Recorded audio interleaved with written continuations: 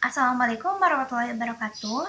Perkenalkan, nama saya Sylvia Nur Amalia dengan NIM 41241510. Di sini aku bakal jelasin tentang pertanian organik. Jadi, pertanian organik muncul pada abad ke-20 sebagai respon dari revolusi hijau, di mana saat itu banyak petani yang menggunakan pestisida kimia dan pupuk kimia secara besar-besaran untuk meningkatkan hasil panennya. Nah, tentunya hal tersebut mengundang kritik dari berbagai tokoh. Salah satunya yaitu Albert Horwath dari Inggris. Dia bilang bahwasannya penggunaan pupuk kimia secara berlebihan dapat merusak keberlangsungan ekosistem.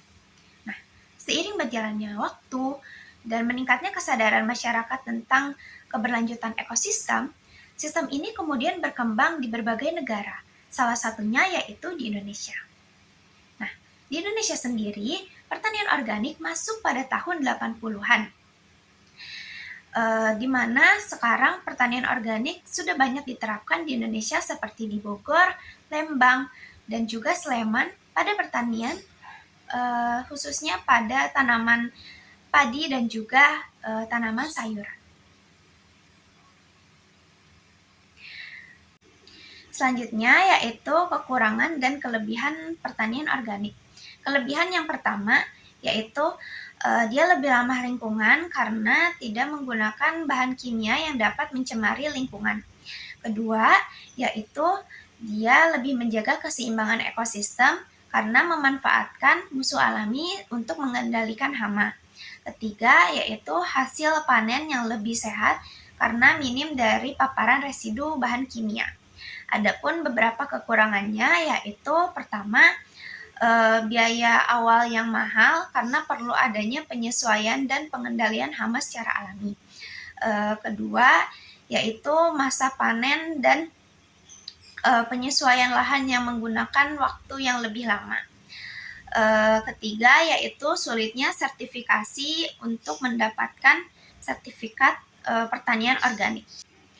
Selanjutnya, yaitu cara mengubah lahan kimia menjadi lahan organik. Ada beberapa tahap yang harus dilewati. Pertama, yaitu masa konversi. Masa ini berlangsung 2-3 tahun, di mana petani menstop penggunaan input kimia dan menggantinya menggunakan bahan-bahan organik. Kedua, yaitu perbaikan tanah. Di sini petani bisa menggunakan bahan-bahan organik seperti kompos, biofertilizer, atau pupuk hijau untuk menyuburkan tanah. Ketiga, yaitu pengendalian hama alami. Petani bisa memanfaatkan musuh alami untuk mengendalikan hama, seperti contohnya yaitu burung hantu untuk mengendalikan tikus. Ketiga, yaitu sertifikasi organik. Ketika semuanya sudah sesuai dengan standar, dapat dilakukan sertifikasi organik supaya produknya dapat diakui produk organik, baik untuk pasar lokal maupun ekspor. Selanjutnya yaitu Organik Indonesia dan IFOAM. Di Indonesia sendiri ada beberapa organisasi namanya Organik Indonesia.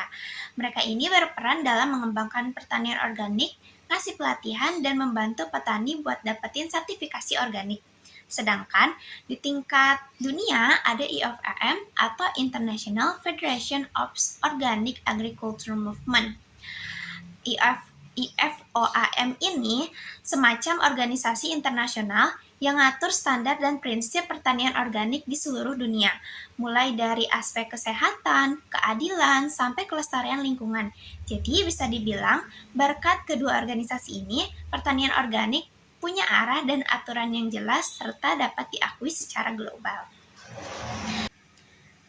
Terakhir, mungkin nggak sih pertanian organik ini bisa diterapkan di Banyuwangi? Jawabannya mungkin banget, karena Banyuwangi mempunyai lahan yang luas, iklim yang mendukung, dan juga sistem pengairan yang oke.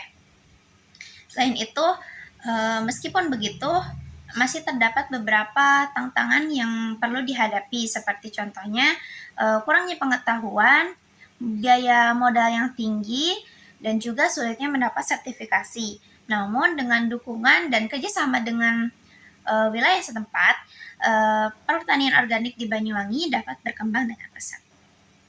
Jadi segitu aja dari aku, kurang lebihnya mohon maaf. Wassalamualaikum warahmatullahi wabarakatuh.